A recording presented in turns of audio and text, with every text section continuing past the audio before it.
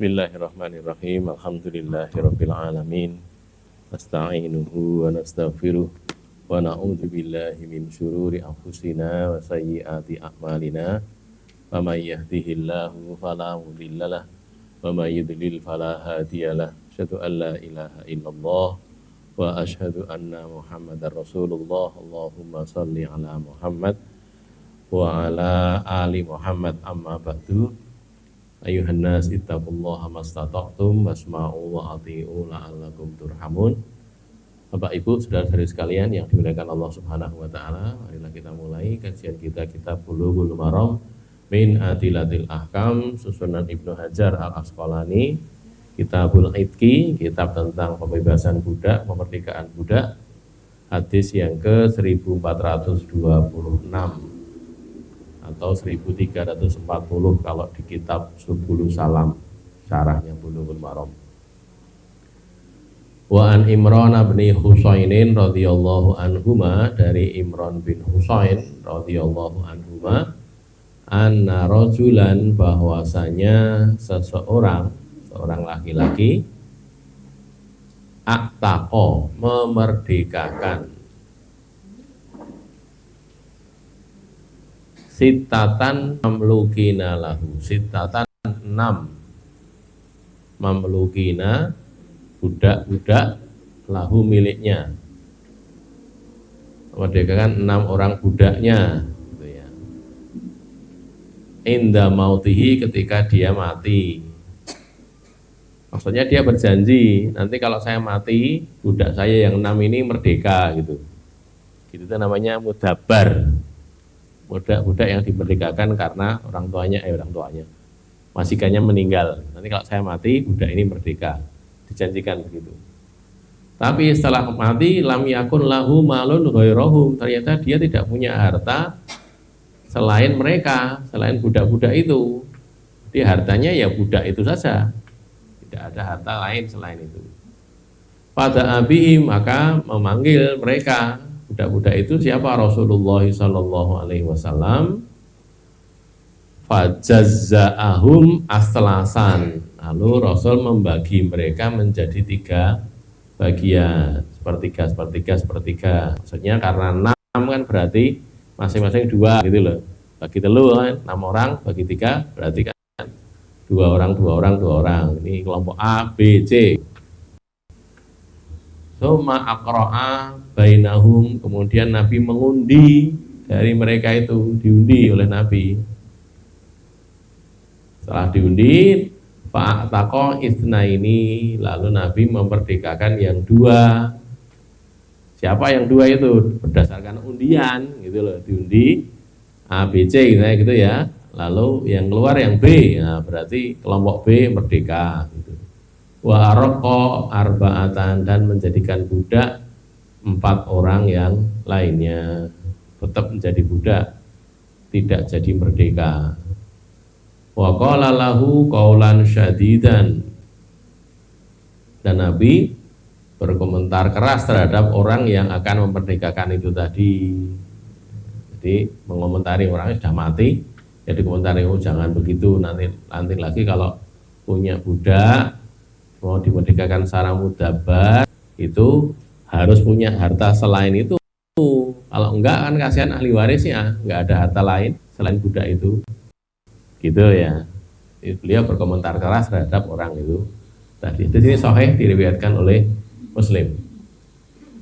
Budak yang dijanjikan untuk merdeka ketika majikannya meninggal dunia itu disebut dengan istilah budak mudabbar. Dalam bahasa fikihnya namanya antuburin gitu ya, antuburin. Dimerdekakan karena orang tuanya lagi, majikannya, tuannya, bukan orang tuanya, tuannya merdeka, tuannya meninggal. Caranya gimana ya? Tinggal bilang saja. Tuannya itu bilang, nanti kalau saya mati kamu merdeka gitu loh. Itu namanya mudabbar, namanya budak yang dimerdekakan ketika tuannya mati. Majikan berhak memerdekakan budaknya baik secara langsung maupun secara mudabbar. Jadi pemerdekakan budak itu kalau yang bagi pemilik budak ya gampang, saya tinggal bilang aja, pokoknya kamu merdeka, ya merdeka sudah. Gitu. Cara de facto gitu. Nanti kalau de jure mungkin barangkali ada sertifikatnya barangkali ya, saya tidak tahu. Ada keterangan dia jadi budaknya lah, itu tinggal keterangannya itu dicorek atau ditulis merdeka, itu jadi merdeka budak yang tadi gitu. Kalau secara langsung, kalau secara mudabar ya tadi antuburin, nanti kalau dia bilang, tuanya itu bilang nanti kalau saya mati kamu merdeka, nanti begitu tuanya mati dia merdeka gitu ya. Apabila seseorang tidak mempunyai harta selain budaknya, maka dia tidak boleh memerdekakan budak itu, baik langsung maupun mudabar. Nah, hartanya cuma itu. Di budak itu kan fungsinya sebagai harta ya, dimiliki oleh tuannya. Maka kalau ternyata punyanya cuma itu, ya jangan dimerdekakan. Nanti dia jadi nggak punya apa-apa, no? Kan nggak boleh gitu. Bersodakoh, berinfak sampai cukup banyak sehingga membahayakan perekonomian sendiri, itu nggak boleh. Hukumnya haram, tidak boleh gitu loh ya. Jadi orang berinfak, misalnya punya kekayaan berapa, 1 M gitu ya, terus diinfakkan, jangan sampai 1 M, 500 juta saja, nggak boleh, nggak boleh, itu membahayakan itu, gitu loh ya. Jadi ada batasannya, infak itu, kalau kita merujuk ke surat apa itu, surat Al-Furqan ya, nah Ibadur Rahman itu kan, walladzina idza anfaqu lam yusrifu walam yakturu gitu kan. Surat Al-Furqan surat yang ke-25 ayat-ayat bagian akhir-akhir itu tentang ayat-ayat tentang Ibadur Rahman ya, hamba-hamba Allah itu. Orang-orang yang kalau berinfak itu lam yusrifu, tidak berlebih-lebihan. Tidak baik infak berlebih-lebihan itu. Juga walam yakturu, tapi juga tidak terlalu sedikit. Bakhil gitu. Nah, gitu loh. Kalau orang beriman, hamba-hamba Allah, hamba-hambanya Ar-Rahman itu kalau dia berinfak ya antara itu, wa kana baina dzalika qawama. Infaknya itu antara terlalu banyak dan terlalu sedikit, tengah-tengah gitu loh ya, tengah-tengah. Tuh. Maka ini juga begitu. Kalau punya harta hanya budak itu saja, maka tidak boleh dia memerdekakan, tidak boleh. Hukumnya haram. Loh kok haram? Lah karena hartanya cuma itu kok. Nanti dia nggak jadi nggak punya harta loh. Gitu. Ketika majikan memerdekakan budak secara mudabar, tapi ternyata dia tidak punya harta selain itu, maka pemerdekaannya dibatalkan. Seperti yang dilakukan Rasulullah ini. Mau dimerdekakan 6-6-nya itu, oh nggak boleh. Nah, dia nggak punya harta kok. Kasihan ahli warisnya, mau waris siapa kalau nggak ada hartanya gitu. Itu ya. Orang tidak boleh berwasiat lebih daripada sepertiga hartanya. Ini kan kasus Sa'ad bin Abi Waqqas nih, okay? Jadi Sa'ad bin Abi Waqqas itu pernah sakit parah gitu di Mekah, terus ditiriin Nabi. Terus Sa'ad bin Abi Waqqas itu merasa dia sudah mau mati gitu. Terus dia bilang, ya Rasulullah, saya tak wasiat ya Rasulullah, harta saya ini 2/3 mau saya berikan bisa di jalan Allah. Kata Nabi, enggak boleh, tidak boleh kamu 2/3 enggak boleh. Kalau gitu separuh harta saya ya Rasulullah. Enggak boleh, separuh juga enggak boleh. Akhirnya Sa'ad bin Abi Waqqas mengatakan wasulus ya Rasulullah, 1/3 saja ya Rasulullah. Maka Rasul mengatakan asulus wasulus kasir, ya 1/3 boleh itu. 1/3 itu sudah banyak. Dari hadis itu yang terkenal itu ya, itu Nabi mengatakan bahwa wasiat harta itu kita boleh memberikan maksimal 1/3 harta saja. Misalnya ini ada sepasang suami istri ini, tidak punya anak, ya biasanya kan karena nggak punya anak, nggak punya anak, terus tak wasiat kewe, tidak punya anak, bapak ibunya sudah meninggal, udahlah juga anak untang-anting, nggak punya adik, nggak punya kakak gitu kan ya, terus engko sebangane hartane bingung ya lebih sudah tak wasiatkan saja, itu maksimal 1/3, tidak boleh lebih dari 1/3. Wasiat itu nanti kalau sudah mati, ya sudah mati. Hartanya mau dibagi, wasiatnya ditunaikan lebih dulu, gitu ya. Meninggalkan ahli waris dalam keadaan kaya dengan harta warisan itu lebih baik daripada meninggalkan mereka dalam keadaan miskin itu. Itu juga yang disampaikan Nabi kepada Sa'ad bin Abi Waqqas tadi, bahwa kamu itu meninggalkan anak-anak kamu dalam keadaan kaya itu lebih baik daripada kamu tinggalkan mereka dalam keadaan miskin. Yatakaffafunan nas itu ya. Yatakaffafu itu mencari-cari minta-minta pada manusia gitu loh. Ini kan. Innaka intadzaro warasataka agniya. Ini kan hadisnya yang ini yang saya sampaikan tadi ya. Hadis Sa'ad bin Abi Waqqas tadi ini kan ini. Hadis di Sahih Bukhari, hadis ke 1295. Dia mau sakit nih, mau sakit, sedang sakit, saat sedang sakit, lalu saya itu punya harta, ana dzu malin, saya itu punya harta ya Rasulullah, wala yarithuni illa ibnatun. Pewaris saya itu cuma anak perempuan saya satu tok wis. Saya punya anak perempuan satu saja, sudah enggak ada yang pewarisnya, enggak ada selain itu. Apa atas sodaku bisulusai mali, bolehkah saya sodakoh dengan 2/3 harta saya? Wasiat maksudnya ya, wasiat kalau nanti saya mati. Ini kan sudah merasa mau mati, tapi akhirnya tidak mati ini. Kalau Sa'ad bin Abi Waqqas itu hidup sampai masa Umar bin Khattab jadi khalifah. Dengan ketika Nabi masih hidup, gitu. Rasul katakan lah, jangan, tidak boleh. Aku tuh lalu aku bertanya lagi, bisatri kalau gitu separuh ya Rasulullah, setengah harta saya. Lah, tidak boleh juga. Semua kola asulus wasulus kasir, dah 3/3 itu sudah banyak. Wasulus kabir atau wasulus kasir. Nah ini yang saya katakan. Innaka intadzaro warasataka agniya. Kamu tinggalkan ahli waris kamu dalam keadaan kaya itu khairun, lebih baik min antadzarhum alatan yatakaffahunan nas, daripada kamu tinggalkan mereka dalam keadaan miskin, minta-minta pada manusia. Kaf itu kan telapak tangan gitu. Jaluk-jaluk kan gitu, jaluk-jaluk meminta dengan telapak tangan gini. Nah, gitu. Maka gitu ya. Ini tadi kaitannya dengan masalah budak tadi gitu. Mengapa Nabi kok membatalkan? Orang Arab dimerdekakan malah dibatalkan. Iya, tapi ada aturannya. Kamu mau infak boleh, ada aturannya segini gitu loh. Jangan lebih dari itu. Kalau lebih nggak boleh, dibatasi. Maka tadi kan 6 orang ya, 6 orang. Cara dihitung wasiat gitu kan maksimal 1/3, berarti 2 orang saja yang boleh, 2 orang dimerdekakan. Lah terus apa sing loro kuwi? Makanya diundi. Kan gitu. Dipilih nanti dianggap ban cinde, ban siladan nggih. Apa? Kalau pilih kasih diundi wae, bagi 3. Kelompok A antara si orangnya ini sama ini, kelompok B ini sama ini, kelompok C ini sama ini, sudah diundi. Diosok bagaimana jika salah satu pemutune sing A, apa sing B, apa sing C, ya sudah itu merdeka gitu. Yang lainnya tetap jadi budak. Gitu. Hadis yang pertama, barangkali ada pertanyaan, kalau ada silakan.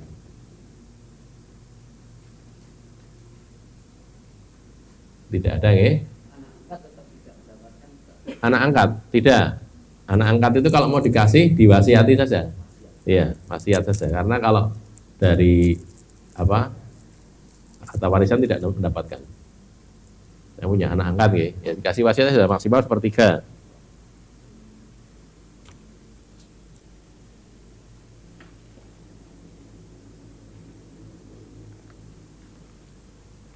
Berikutnya tidak ada 1427 atau 1341. Wa an Safinata radhiyallahu anhu, dari Safinah. Safinah itu nama orang laki-laki ya. An Safinata radhiyallahu anhu. Kok tahu laki-laki lah, ini kan radhiyallahu anhu, bukan radhiyallahu anha. Qala, dia berkata, kuntu mamlukan li Ummi Salamah. Aku dulu itu jadi budaknya Ummu Salamah. Mamluk, budak yang dimiliki oleh Ummu Salamah.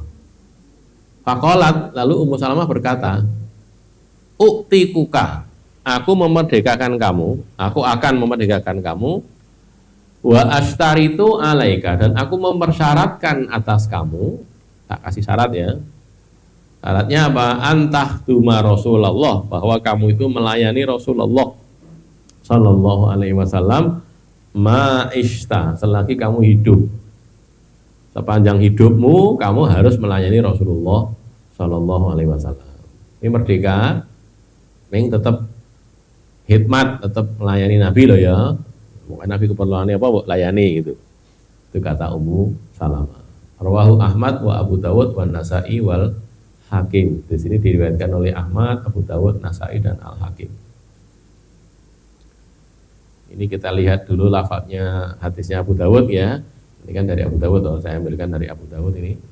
Pada Sunan Abi Dawud, lafadz hadis ini adalah begini. An Safinata qala, dari Safinah dia berkata, Kuntu mamlukan li Ummi Salamah, aku itu adalah budak kepunyaannya Ummu Salamah, dimiliki oleh Ummu Salamah. Faqalat, lalu Ummu Salamah berkata, uktikuka, aku akan memerdekakan kamu, tak merdekakan kamu, wa ashtaritu alaika, dan aku mempersyaratkan atas kamu, tak kasih syarat tapi merdeka bersyarat gitu loh ya, merdeka bersyarat, ada syaratnya apa itu? Antahduma Rasulullah sallallahu alaihi wasallam, bahwa kamu itu berkhidmat melayani Rasulullah sallallahu alaihi wasallam ma'ishta, selagi kamu hidup, panjang hidupmu. Fakultu, maka aku Safinah nih, Safinah menjawab, wa illam tashtariti alayya, meskipun engkau tidak mempersyaratkan atasku. Jadi misalnya Salamah tidak memberi syarat pun, ma faraqtu Rasulullah sallallahu alaihi wasallam, aku tidak akan memisahi Rasulullah sallallahu alaihi wasallam ma ishtu, selagi aku hidup. Jadi jenengan betul sange syarat teman-teman, kalau tidak bakal meninggalkan Rasul gitu loh ya. Dia itu sahabat Rasul, mesti mau melayani Nabi. Orang disyaratke ya tetap gelem gitu loh. Apalagi disyaratke juga ya. Fa'ataqatni, lalu Ummu Salamah memerdekakan aku, wastarotot alaiya, dan dia tetap mempersyaratkan itu kepadaku. Pokoknya tak syaratin ngono loh ya, yang merdeka, yang tetap melayani Nabi loh ya, gitu. Dia sendiri Safinah mengatakan, jika engkau tidak mempersyaratkan pun, misalnya kamu tidak mempersyaratkan itu pun, ya saya tetap melayani Nabi, tidak akan meninggalkan Nabi, gitu maksudnya. Itu omongannya Safinah ini tadi.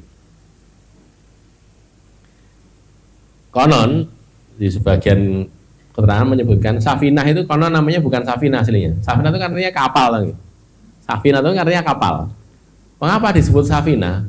Karena Safinah ini salah satu amalannya yang utama itu dia suka membawakan beban teman-temannya kalau sedang bepergian.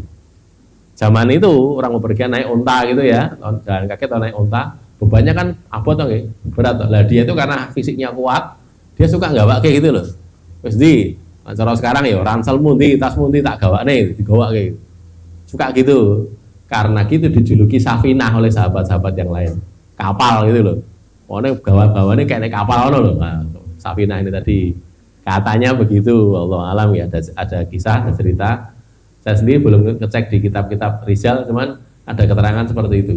Jadi Safinah ini asal namanya bukan Safinah, tapi namanya lain, tapi dikenal namanya Safinah karena tadi senengannya enggak ini barang ikan tani.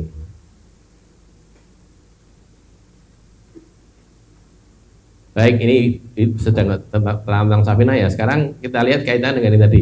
Mayoritas ulama tidak membenarkan adanya syarat dalam pemerdekaan budak. Nah, ini loh. Jadi Ummu Salamah ini gimana memerdekakan tapi kok pakai syarat itu? Karena manfaat dari orang merdeka itu tidak dimiliki kecuali oleh dirinya sendiri. Nah, nek merdeka ya sudah toh, mosok dikasih syarat juga. Berarti jane ijek dadi budak wong merdeka gitu loh. Nah, cuman khusus syaratnya Ummu Salamah ini kan memang keadaan syarat yang nek cara rasa disyarat kewe mosok wong Islam orang bakal orang gelem melayani Nabi. Kan enggak mungkin kan? Nah, gitu loh ya. Nabi dimanapun juga akan dibela oleh orang Islam kan. Artinya syarat itu sebenarnya ya wujudnya syarat, tapi hampir tidak ada kacanya gitu loh. Kalau mosok gampangane kowe tak merdekakan, ini syaratnya sholat loh ya. Memang rasa merdeka itu tetap butuh sholat lah, kan gitu tuh ya. Kayak gitu tadi. Ini juga sama, Nabi masih hidup. Pokoknya tak syaratkan kamu melayani Nabi selagi kamu hidup. Oh iya, yakin saya, tidak usah disyaratkan juga, saya tetap akan melayani Nabi. Nabi kok, kan gitu tuh ya. Maka kalau yang ini tidak ada masalah. Cuman prinsipnya kalau untuk hal-hal yang luar, kita merdekakan ning saben dina Ahad kudu ning omahku ya resik-resik. Jadi merdeka apa ora nek ngono kuwi? Kan ngoten to nggih. Nek merdeka ya sudah merdeka saja. Perkara hari Ahad itu mau diminta tolong ya kalau pas longgar. Karena itu tuh ya. Tapi ya merdeka, tapi kalau enggak ya jadikan budak kalau gitu. Kalau emang masih masih diperlukan tidak. Ya mau merdekakan tapi begini. Ya jadi budak berarti masih diperlukan gitu ya. Tapi kalau enggak merdeka kan jangan nek cara wong Jawa niku napa diculke ning digondeli buntute ngoten lho nggih. Pripun niku? Dadi dilepas tapi digundeli ya jangan begitu, kasihan kan, gitu loh ya. Merdeka ya sudah merdeka saja. Itu terjadi ketika Bilal bin Rabah ya. Kejadian sudah cukup lama. Bilal bin Rabah dimerdekakan oleh Abu Bakar, lalu sekian tahun kemudian Bilal jadi muadzinnya Nabi, terus sampai Nabi wafat, sedo Bilal berhenti jadi muadzin, nggak mau jadi muadzin lagi. Alasannya, kalau azan ketika Nabi sudah wafat itu Bilal tidak kuat azan. Begitu tekan asyhadu anna Muhammadar Rasulullah gitu nangis Bilal itu. Jadi raiso azan, kelingan Nabi terus nangis gitu. Bareng wis nangis, raiso nutupnya azane gitu. Maka minta kepada Abu Bakar, tolong saya jangan disuruh azan ya, saya tak saja mundur gitu. Tidak usah jadi muadzin, ganti yang lain kan banyak muslimin kan ya, yang lain juga banyak yang suaranya keras juga banyak.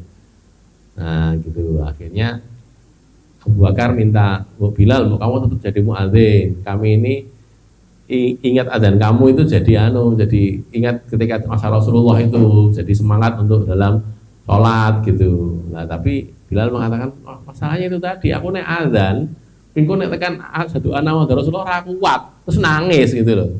Azan masuk nangis kan ya, jadi raiso azan oke. Okay.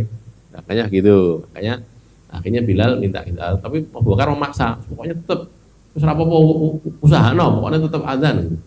Nah, waktu itu Bilal mengatakan, ya Abu Bakar, wahai Abu Bakar, kalau engkau dulu memerdekakan saya itu untuk engkau jadikan muadzin seperti sekarang ini, biasa lakonane.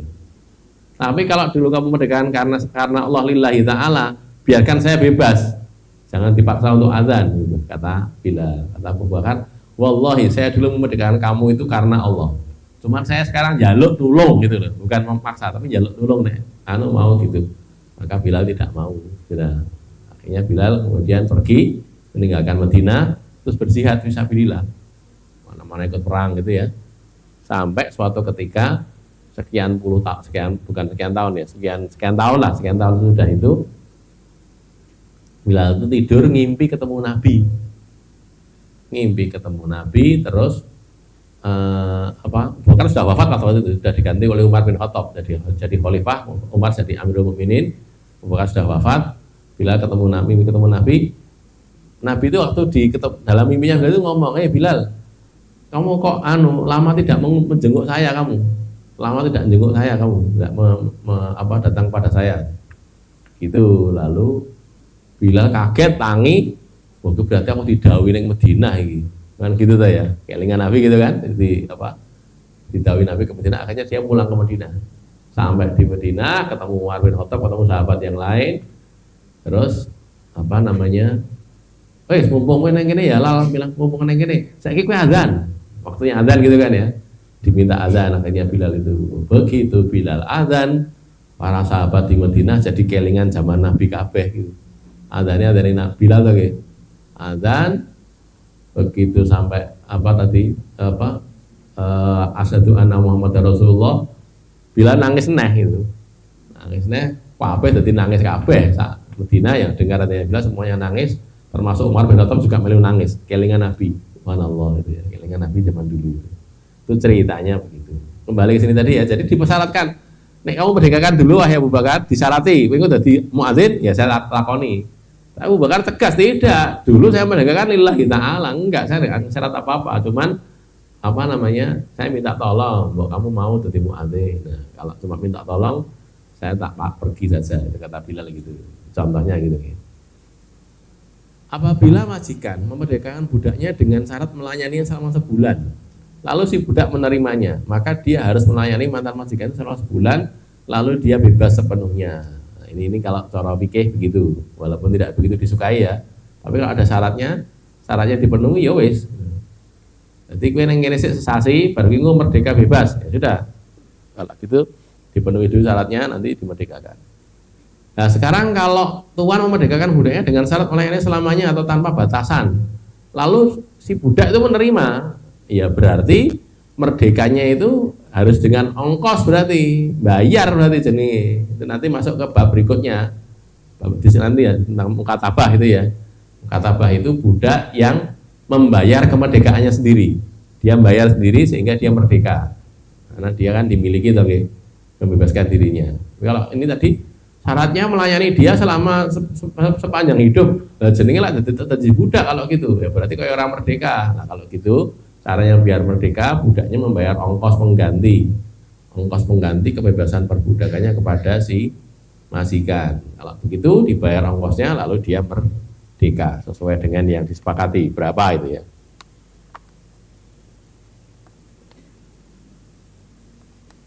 Sahabat Nabi pasti melayani Nabi dengan sukarela tanpa disuruh pun. Nah, ini kan katakan Safinah tadi ya. Safinah walaupun tidak disuruh oleh Ummu Salamah ya tetap saja melayani Nabi.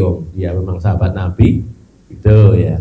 Maka syarat tadi hampir bisa dikatakan sebenarnya bukan syarat, tapi ya sekedar apa istilahnya omongan gitu saja. Syarat kok wajib gitu lah. Itu memang kudu dilakoni loh, maksud sebagai umat Nabi kok tidak mau melayani Nabi kan ya aneh, mesti ya mau. Ada pertanyaan sebelum berikutnya, yang ketiga? Ya ada nggih, 1428 atau 1342. Wa an Aisyah radhiyallahu anha anna Rasulullah sallallahu alaihi wasallam qala, Rasulullah SAW bersabda, innamal wala, sesungguhnya wala itu harta milik budak. Itu liman a'taqo, untuk orang yang memerdekakan.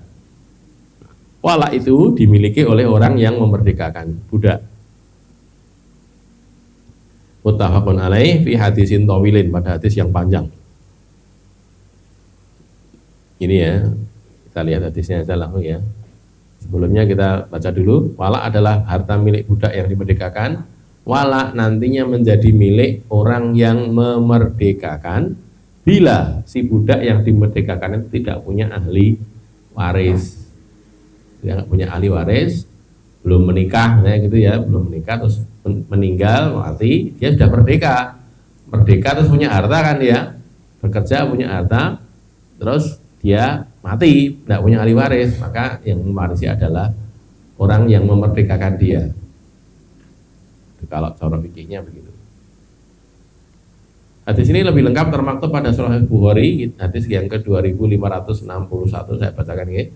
An Urwata, dari Urwah anna Aisyah radhiyallahu anha, bahwasanya Aisyah radhiyallahu anha akhbarathu, mengabarkan kepada dia, mengabarinya anna Barirota, bahwasanya Bariroh ja'at datang tasta'inuha fi kitabatiha, meminta tolong kepadanya, kepada Aisyah dalam mukatabahnya.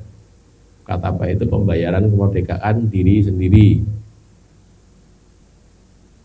untuk melunasi mukatabahnya. Walam takun qadot min kitabatiha syai'an, padahal dia belum bayar sama sekali. Ya waduh, bayar sepenuhnya atau nggih. Jadi misalnya harga dia itu dihargai oleh majikannya 10 juta gitu ya, 10 juta. Maka dia belum bayar sama sekali, 1 rupiah pun belum. Nah, kan gitu. Qalatlah Aisyah berkata kepada dia, pada Bariroh itu perempuan ya. Irji'i ila ahliki, kembalilah kamu kepada majikanmu, keluargamu itu.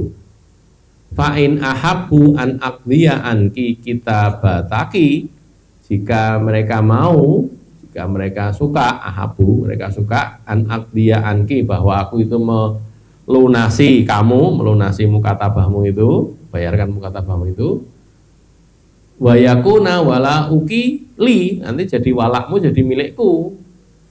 Nah, apa Aisyah yang memerdekakan kan, berarti nanti kamu punya harta, walak, enggak punya ahli waris, nanti kamu mati, hartanya menjadi milik saya. Fa'altu, aku lakukan.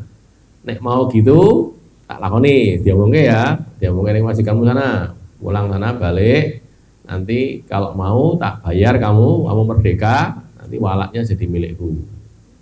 Walakmu nih ya, walakmu jadi milikku. Fadzakarat dzalika Bariratu li ahliha, lalu Barirah menyampaikan itu kepada majikannya, pemiliknya. Fa'abau, lalu mereka enggan. Mungkin keluarga majikan ya, bukan majikan, ada yang lainnya juga. Jangan gitu. Waqalu, dan mereka berkata, insya'at, jika Aisyah itu mau, jika dia mau, jika Aisyah mau, antah tasiba alaiki, bahwa dia mencari pahala dengan memerdekakan engkau.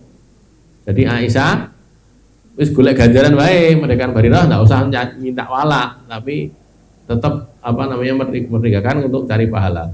Fal taf'al, maka adalah dia melakukan itu, wa yakuna wala ukilana, tapi walakmu tetap jadi milik kami, miliknya si pemilik budak ini, kan gitu tuh. Nanti kamu punya harta, hartanya jadi milik kami, kalau kamu mati tidak ada ahli waris, kami yang ambil gitu. Nah, karena belum sepakat Aisyah mau bayar, tapi kan walaknya harusnya milik Aisyah, memang begitu secara aturan fikih itu gitu. Nah, cuman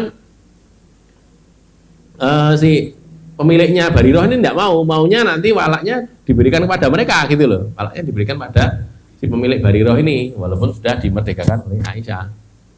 Maka pada kerot dalika, lalu Aisyah menceritakan itu kepada Rasulullah Shallallahu Alaihi Wasallam, menceritakan pripun kanjeng Nabi, ini kalau badhe ngeten tapi mereka mempersyaratkan seperti ini, bagaimana itu?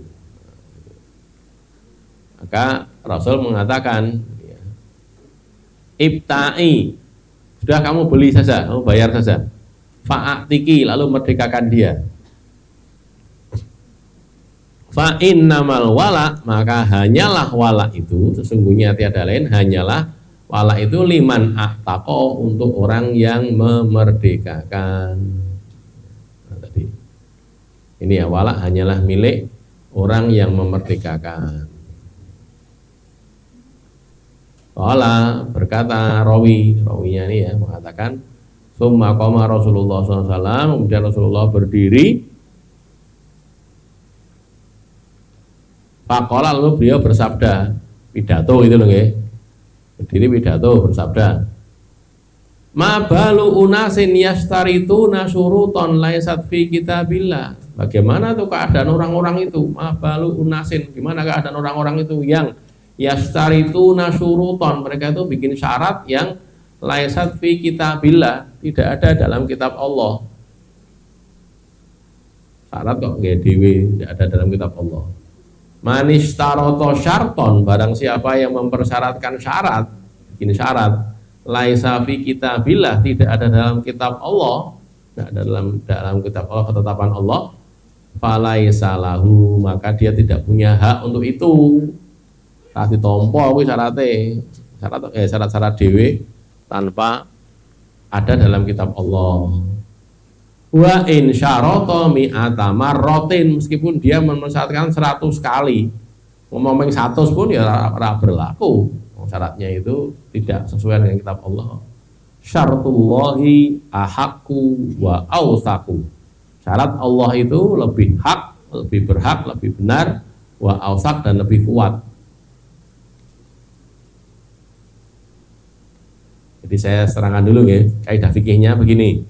Kalau ada orang budak ini membayar kemerdekaan dirinya sendiri. Jadi dia bisa merdeka itu ada dua kemungkinannya. Dimerdekakan oleh tuannya atau dia membayar sendiri kemerdekaannya itu. Diregani gitu kan, harganya sekian, terus dia nyicil. Loh kok iso nyicil? Karena dia punya kerjaan di waktu lain gitu ya, yang tidak dipekerjakan oleh tuannya. Terus gampangnya gini lah, kan ada jam kerja tuh nggih. Nek jam kerja, kalau cara kita jam 8 sampai jam 4 gitu. Selain itu atau di hari libur itu kan prei tadi ya. Nah di hari libur, hari prei, atau ketika dia tidak bekerja untuk majikannya, dia bekerja. Jadi pekerja di tempat lain, bukan sebagai budak, sebagai pekerja gitu. Kan dapat hasil itu, kan gitu. Hasilnya itu bisa dia gunakan untuk membayar dirinya sendiri, nyelengi gitu, nabung pelan-pelan, nanti cukup dibayar, bisa gitu itu. Jadi memerdekakan dirinya sendiri itu namanya budak mukatabah. Tapi dia ngomong dulu dengan juragannya, saya mau gini, baik diregani dulu berapa, sekian, baik sekian harganya, terus nyicil dia. Nanti sampai sudah tunai, sudah selesai, dia merdeka, bebas, tidak lagi jadi budak itu. Nah terus kejadian sekarang ini yang terjadi, yang sekarang kita bahas ini, Barirah itu gitu, rembukan sama majikannya, tuannya, terus saya setuju, sekian harganya. Belum sempat nyicil, atau sebagian katakan sudah nyicil sedikit, kesulitan dia, wah ini kok akeh banget semua ini, yuk tolong Aisyah wae. Nah, datang pada Aisyah istri Nabi, ya Aisyah, mau enggak kamu bantu saya, kamu bayarkan ini, kamu bayarkan ini nanti saya biar merdeka dari tuan saya itu, gitu. Lah Aisyah mau. Kaidah fikihnya kalau orang yang membayar gitu tadi, nanti walaknya harta budak ini jadi milik orang yang memerdekakan. Begitu, itu ketetapan fikih dari Rasulullah seperti itu, dari Allah juga kan ya, Allah dan Rasulnya seperti itu. Nah keluarganya pemiliknya keberatan, ya oleh Aisyah kalau merdekakan oke, ya tetap saja gitu, neng nanti walak kamu jadi milik kami, gitu, tetap jadi milik kami, jangan jadi miliknya Aisyah, disyaratkan gitu. Wes Aisyah merdekakan lillahi ta'ala saja, rasa ngarap-ngarap walak gitu loh, gitu maunya. Lah masalahnya bukan masalah itunya, tapi ini melanggar, gitu loh, yang melanggar aturan yang berlaku menurut syariat itu adalah kalau yang memerdekakan budak tadi, yang membayar mukatabahnya, itulah yang memiliki walaknya, bukan pemilik asalnya. Karena asalnya kan sudah dibayar, sudah mendapatkan pembayaran dari budak tadi, gitu.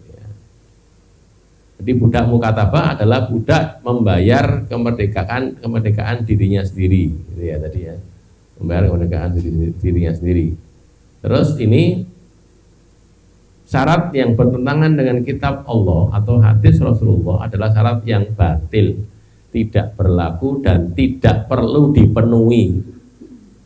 Ini berlakunya umum loh, bukan hanya masalah budak ini. Maka misalnya ada syarat ya, ini apa istilahnya apa yang sering-sering terjadi itu, oleh nikah tapi tidak oleh kumpul sih gitu. Apa tuh? Ya pokoknya boleh nikah tapi tidak boleh kumpul dulu. Lah wong nikah itu menghalalkan kumpul tadi kok, gitu kan aneh itu. Jadi mau menikah tapi maaf tidak mau berhubungan badan itu loh dengan suaminya. Ya jangan menikah kalau gitu. Wong nikah itu untuk menghalalkan itu, gitu kan ya. Orang menikah kan tujuannya untuk seperti itu, artinya berhubungan itu. Nah ini kok nggak boleh, kalau memang tidak mau ya jangan mau nikah gitu saja. Wong boleh kok nolak kan gitu kan ya. Tapi kalau sudah akad nikah ya jadinya boleh dong. Jangan kemudian tidak boleh. Gitu. Sudah akad nikah kok ora oleh gitu. Ya jangan gitu. Itu namanya syarat yang batil, tidak sesuai dengan kitab Allah, gitu ya. Ini saya jual ya barang ini. Ya, nanti saya beli, harganya berapa? Sekian. Ya boleh engkau beli, tapi barang ini harus tetap di rumah saya ya, punya kamu, tapi tetap di rumah saya. Lebih itu, jadi jual orang kan gitu tuh ya, aneh itu. Sudah pindah milik berarti jadi milik pembeli kalau gitu. Milik pembeli terserah pembeli. Tapi kalau memang tidak mau, tapi ini barang ini bagus sekali, boleh kamu beli tapi tetap di sini. Ya sing tuku sing mau no nggih. Ya piye no, saya memang membeli itu untuk saya bawa pulang kok, nggak boleh dibawa pulang atau bagaimana lah kan gitu. Itu contoh syarat yang batil itu kayak gitu itu kan tidak sesuai, tidak cocok itu. Jadi kalau namanya ini sudah berpindah hak ya jadi milik orang yang berat tadi. Bahwa si pembeli wis gene ngono musik nggak apa-apa kalau gitu. Ini kan memang dia kelonggaran hati atau memang aku iso nggawa kok barangnya gede wis gene ngono musik malah gitu. Nah tapi juga si penjual juga punya hak untuk nolak juga. Kok gendang aku sih gendang lu ngos kok ini malah gendang mau tuku dan hilang skok ini, ya itu juga boleh gitu. Tapi kalau prinsipnya asal ada kesepakatan berdua itu boleh. Cuman namanya berpindah hak itu ya berpindah hak. Maka leasing ya. Sebenarnya leasing itu halal. Cuman masalahnya yang terjadi itu sebenarnya bukan leasing. Yang terjadi kan gini. Bank, ini ya, ini ada mobil harga cashnya nggak apa 250 juta itu ya, mobil baru atau 300 juta harga cash. Dah, lalu yang halal, saya ceritakan yang halal dulu ya. Yang halal itu gini, banknya beli ini mobil dari dealer, beli harga 250 juta cash, sudah jadi milik bank kan. Terus bank menjual kepada nasabah. Nasabah ini secara kredit, secara angsuran dijual, total angsurannya totalnya 300 juta, 250 juta jadi atau lebih lah 350 juta. 350 juta dibayar selama 2 tahun gitu. Ini kalau terjadi itu halal, boleh. Dia belinya cash, dia jualnya kredit, dapat keuntungan itu boleh. Tetapi yang terjadi di masyarakat tidak begitu. Yang terjadi itu gini, karena bank tidak mau risiko gitu, tidak mau risiko dan susah kan, nanti harus bayar pajak double kan itu kan ya, benih bayar pajak nanti sih bayar pajak lagi.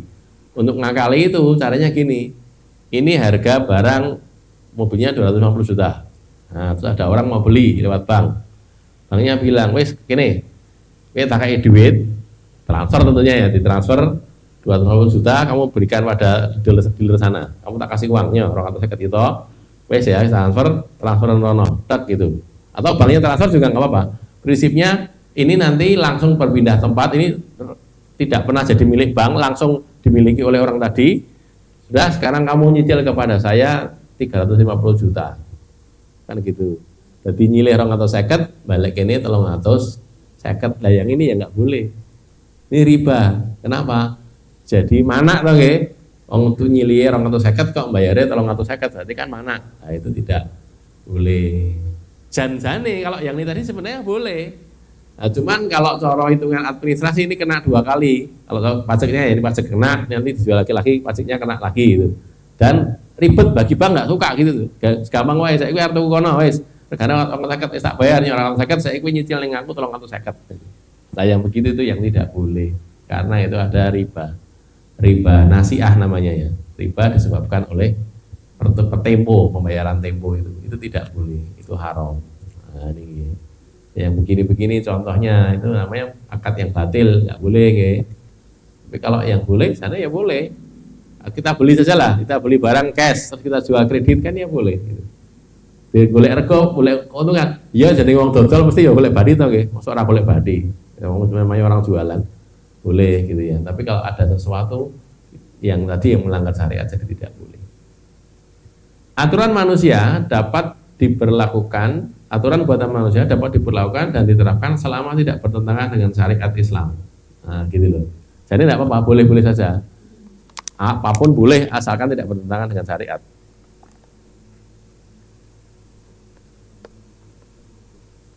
Maka kaidah pokoknya nggih, kalau dalam muamalah itu eneng larangannya orang ngono wae. Kalau nggak ada larangannya berarti boleh. Kan enak tuh nggih, udah kan. Kita cari larangan bukan cari perintah. Dodolan apa wae oleh. Dodol khamr ora oleh. Lah kok ora oleh? Lah ning dalile ora oleh gitu loh. Gitu deh ya. Jadi kalau jualan sesuatu yang barang-barang yang haram tidak boleh. Barangnya asal barangnya halal aja didol boleh, enggak apa-apa. Tidak ada masalah. Lalu ini hal lain ya, ini ada di hadis yang lain disebutkan pada diri Bariro itu ada 3 sunnah. Satu ini tidak cuma hadis ini ya, tapi hadis yang lain tentang Bariro. Bariro nama orang budak Mukatabah tadi. Satu, dia merdeka dan disuruh memilih apakah tetap bersuamikan budak atau bercerai dengan suaminya itu. Jadi dia punya suaminya juga budak. Lalu dia membayar kemerdekaan dirinya sendiri, dibantu oleh Aisyah tadi ya. Dan dia merdeka. Keterangan fikihnya begini, kaidah fikihnya itu begini. Kalau seorang itu merdeka, sedangkan suaminya atau istrinya itu masih jadi budak, gitu ya. Kalau pasangannya masih jadi budak, maka dia boleh pilih tetap menjadi istri dari suami tadi, atau dia bebas, cerai gitu loh, pegatan langsung dengan itu. Nah maka dia boleh pilih apakah tetap bersuamikan dengan budak atau bercerai dengan suaminya. Akhirnya Bariroh ini lebih suka bercerai dari suaminya karena suaminya masih jadi budak. Karena ceritanya suaminya sampai nangis itu kan ya. Suaminya nangis sampai dia masih jadi budak. Nah cuman Bariroh pengennya dia merdeka sepenuhnya. Kalau dia masih jadi istri dari suami yang jadi budak tadi, nanti kan kalau dia punya anak, anaknya jadi anaknya tuannya karena kan budak tuh, suaminya kan budak tuh. Maka ya sudah dia pilih merdeka, akhirnya terus pisah dengan suaminya. Itu begitu kaidah fikihnya nggih. Yang kedua, wala, harta warisan budak tadi itu milik orang yang memerdekakan. Kalau si budak tidak punya ahli waris, kalau punya ahli waris ya untuk ahli warisnya. Budak sudah merdeka tuh ya, sudah merdeka, nanti kalau dia mati dalam keadaan belum punya ahli waris ya jadi milik orang yang memerdekakan. 3, sedekah makanan untuk Bariroh bisa menjadi hadiah untuk Rasul sehingga beliau dan keluarga halal memakannya. Ini kejadiannya gini, Barirah itu dapat sedekah. Sedekah, nggih, mungkin karena dianggap orang miskin toh nggih, sedekah oleh orang lain, wujudnya makanan. Karena ini sedekah lalu diberikan pada Nabi. Nabi Barirah memberikan pada Nabi. Terus istri Nabi dan anak-anaknya Nabi, artinya ahlul bait lah, keluarga Nabi itu keberatan. Ini gimana ya Rasulullah? Ini Barirah dapat sedekah, terus diberikan ke kita. Kan kita haram makan sedekah. Jadi kalau dalam din Islam itu ada aturan, Nabi dan keluarganya itu tidak boleh makan sedekah. Menerima sedekah nggak boleh. Tidak hanya untuk makan gitu, tuku kelambi ora oleh pokoknya digunakan nggak boleh. Jadi Nabi, keluarga Nabi, siapa namanya Fatimah dan yang lainnya juga istri-istri Nabi, termasuk juga istri-istri Nabi itu semuanya begitu. Maka ketika ini Barirah dapat sedekah diberikan pada Nabi, lalu para istri Nabi mengatakan, bagaimana Rasulullah, ini statusnya sedekah ini. Kata Nabi, itu untuk Barirah itu sebagai sedekah, untuk kita jadi hadiah. Karena Barirah menghadiahkan kepada kita. Jadi boleh. Nek itu sedekah murni itu nggak boleh, tapi kan yang sedekahi Barirah sudah cukup, makanya ya artinya sudah cukup diberikan pada Nabi sebagai hadiah. Kalau itu hadiah, Nabi mau nerima. Tapi kalau itu sedekah, Nabi tidak mau terima. Itu maka keluarga beliau itu halal memakannya. Itu ya. Ini kaidah ketiga, fikih yang ketiga pada diri Barirah itu. Ini kejadian bukan di hadis ini, tapi di hadis yang lain pernah kejadian begitu. Barirah terima sedekah lalu diberikan kepada keluarga Nabi Shallallahu Alaihi Wasallam. Poin berikutnya, Islam menganjurkan pemeluknya untuk bersedekah. Memerdekakan budak merupakan bentuk sedekah yang utama dan berpahala besar. Seperti yang saya sampaikan ya, kita itu memerdekakan budak seolah-olah kita memerdekakan diri kita dari api neraka gitu loh. Makanya pahalanya segede itu, sebesar itu. Nah, cuman sekarang saya naik budak gitu.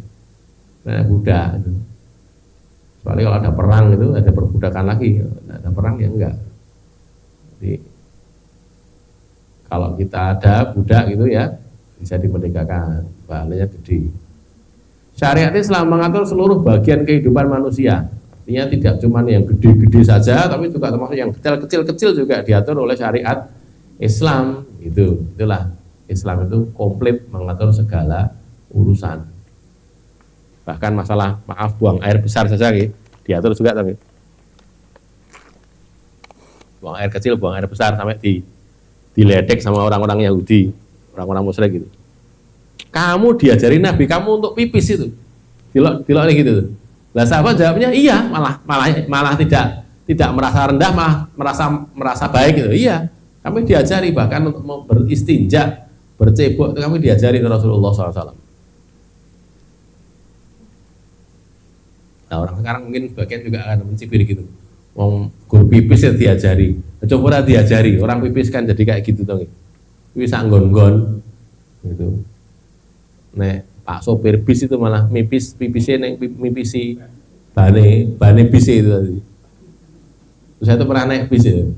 Kali-kali tadi dulu waktu Jogja, pas Jogja kan ngirawin naik bis. Masuk terminal itu tidak turun sopirnya itu. Bareng dari terminal Solo itu kan ke arah Jogja kan, ke arah Balik Kambang, depan Balik Kambang itu berhenti mandek. Loh ngapa toh? Ternyata pipis.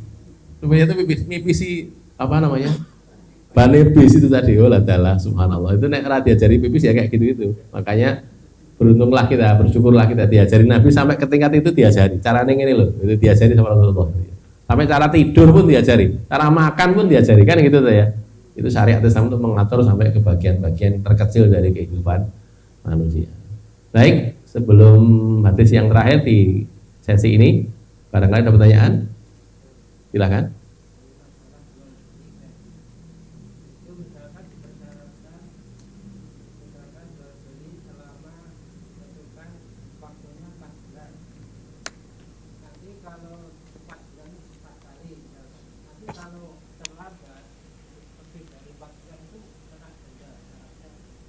Ya. Lah ya itu nanti kita tanyakan dulu dendanya denda apa gitu. Dendanya itu wujudnya apa? Jadi gini, prinsipnya ada bagian yang harus dibayarkan itu wujudnya apa dulu. Kalau itu sekedar denda saja ya jadi tidak boleh gitu. mestinya itu dihitung. Di apa hitungnya sebagai apa? Pokoknya lah gandeng kowe kudune petang sasi mbok bayar ora mbok bayar nanti kena denda. Kalau itu diperhitungkan sebagai bunga, lah ya itu tadi jadi nggak boleh gitu loh. Jadi jual beli kredit itu boleh. Nanti disepakati di awal. Jadi saya bayar sekian tahun, harganya sekian, nah gitu disepakati dulu. Saiki nek kelewat piye lah, jangan nek kelewat tenan piye? Nah, bagaimana nanti kita rembuk gitu, dirembuk. Generan nek kelewat bagaimana gitu loh ya. Oh, gen tenanan orang-orang tenanan sak penak dhewe lah itu maka kaitannya dengan itu. Kita kalau berjual beli tentunya kita menjaga napa jenenge kesepakatan.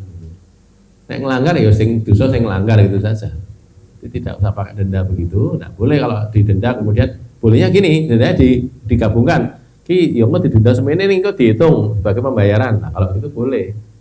Tapi kalau enggak boleh karena dendanya denda apa kalau gitu. Nanti biasanya orang-orang itu kemudian diperhitungkan bunga gitu loh. Nek bayar sekian karena kelewat waktunya terus kena denda itu sebenarnya bunga yang harus dibayar lah, yang itu yang tidak boleh. Ada lagi? Monggo. Kalau kepemilikan harta dalam bentuk yayasan, tapi semua kehidupan dari karyawan dan keluarganya itu hidup dari yayasan itu yang sifatnya datang dari bantuan itu boleh nggak? Tapi asalnya adalah untuk kegiatan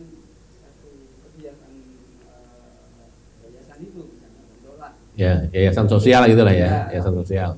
Hidup seluruh keluarganya dan termasuk karyawannya itu, apakah itu diaudit oleh salah satu keagamaan sehingga sah untuk dimiliki keluarga? Kalau bagi donaturnya dulu, tadi donaturnya tahu begitu apa enggak? Kalau donaturnya tahu artinya yang saya donasikan ini nanti juga digunakan untuk membiayai itu gitu. Kalau donaturnya tahu ya nggak apa-apa. Jadi misalnya gini lah ya, ada yayasan sosial, urusan panti asuhan misalnya. Donaturnya tahu bahwa dana yang masuk situ itu tidak semuanya untuk anak panti, tapi juga untuk membayar pengurusnya, guru-gurunya dan sebagainya itu. Tahu gitu, ya tidak apa-apa, boleh saja gitu. Memang tahu untuk hal seperti itu tadi antara donaturnya dengan ini bagaimana kedudukannya gimana. Kalau tahu nggak apa-apa. Tapi kalau ternyata taunya itu saya bantu itu untuk orang anak fakir miskin atau anak yatim saja, bukan untuk itu lah. Kalau gitu ya nggak boleh. Makanya di depan diberitahukan dulu. Ini kebutuhan kami itu ini. Ya, jadi termasuk juga nanti kami butuh untuk membayar petugas-petugasnya. Pegawai yayasan ini, bahkan administrasi dan sebagainya itu juga dibayar, digaji lah gampangnya gitu. Gajinya juga diambilkan dari sini. Kalau jenengan mau nyumbang silakan nyumbang, tapi kalau enggak ya jangan. Untuk itu. Atau dia memang menyumbang tapi khusus ya boleh saja. Saya nyumbang tapi ini hanya untuk itu loh ya. Ya enggak apa-apa, boleh. Kalau diterima ya diterima hanya untuk itu. Tapi kalau umum artinya sudah diberitahukan, mereka sudah tahu atau dianggap tahu gitu loh ya, dianggap tahu. Karena ini sudah tahu yayasannya seperti ini dan memang jalannya itu karena donasi saja, donasi dari luar, ya begitu berarti nggak apa-apa, boleh. Tapi kalau itu tadi tidak diketahui lah jadi masalah karena apa akadnya keliru gitu loh ya. Maaf saya melebar sedikit. Saya masjid. Orang taunya nyumbang ke masjid itu kan untuk keperluan masjid gitu. Nah ternyata dari sebagian itu disisihkan sekian untuk ketua takmir, untuk sekian gitu. Nah itu kan orang lazimnya orang itu kan taunya jadi ketua takmir masjid itu yang dibayar, taunya kan gitu tuh ya, taunya. Ternyata di sini dibayar dari situ. Nah kalau memang mau begitu disampaikan gitu di depan di masjid itu disampaikan ini apa kotak infak di masjid ini digunakan untuk 1 ini, 2 ini, 3 ini, gitu caranya. Biar aman gitu loh. Jadi misalnya nanti untuk nyantuni ini, untuk bayar, untuk keperluan kepentingan masjid juga, untuk kepentingan yang lain, misalnya untuk pengajian, untuk begini itu semuanya gitu. Nah orang jadi tahu toh, oh berarti aku nek infak neng kono digugui. Nah itu dah, nggak apa-apa. Tapi kalau tidak, masalah ini, itu bermasalah. Karena taunya orang itu struktur kepengurusan masjid itu orang dibayar gitu loh, orang bayar dari situ gitu. Dan ketahuinya gitu ya. Tapi kalau diketahui, jenenge sekolahan. Memang sekolahan ini gurunya dibayar, karena orang sudah tahu kalau itu, sudah tahu sih, anggap tahu lah. Kepala sekolah ya digaji kan gitu. Nah, sedangkan dia tidak mengambil harta sama sekali dari muridnya, gratis misalnya gitu. Nah, artinya dari sini saja, maka dianggap donatur itu dianggap tahu bahwa ini juga digunakan untuk itu juga. Income-nya cuma dari situ, nah, kasih uangnya dari mana kalau dari itu? Kan gitu tuh ya, gitu keadaannya. Ada lagi? Lanjut ya, yang terakhir untuk sesi ini hadis 1429 an Ibni Umar radhiyallahu anhu qala Rasulullah sallallahu alaihi wasallam wala itu luhmatun kaluhmatin nasabi, daging sebagaimana dagingnya nasab, luhmah. La yuba'u wa la yuhabu, tidak boleh dijual belikan dan tidak boleh dihibahkan. Dihibahkan, diberikan, dijadikan hadiah. Wala, harta waris budak tadi, hartanya budak tadi ya. Hadis ini diriwayatkan oleh Asy-Syafi'i, Ibnu Hibban dan Al-Hakim. Cuman kedudukan hadis ini disoalkan ya, kedudukannya dhaif, tidak bisa dijadikan hujah dalam urusan hukum. Maka wala itu sebagai darah daging nasab tidak bisa dijual belikan, tidak dijual belikan dan tidak dapat dihibahkan. Yang tadi kan walanya jadi milik ini kan itu tuh ya. Nah, cuman itu hadisnya sahih, yang ini hadisnya dhaif sehingga tidak bisa dijadikan hujah. Yang dijadikan hujah yang tadi, prinsipnya kalau orang memerdekakan budak, walaknya budak itu menjadi milik dia, menjadi milik orang yang memerdekakan, walaupun dia si tuannya tadi mempersyaratkan, caranya tetap tidak diterima. Cuman ada hadis begini ini, cuman hadisnya ini dhaif sehingga tidak bisa jadi hujah. Walaupun begitu dimuatkan juga oleh Ibnu Hajar Al-Asqalani sebagai keterangan juga ya, bahwa ada hadis yang menunjukkan wala itu tidak bisa dijual belikan, tidak bisa dihibahkan. Wallahu a'lam bishawab. Masih ada pertanyaan barangkali? Tidak ada, kita akhiri dulu. Aku qauli hadza, astaghfirullah li wa lakum, alhamdulillahirabbil alamin.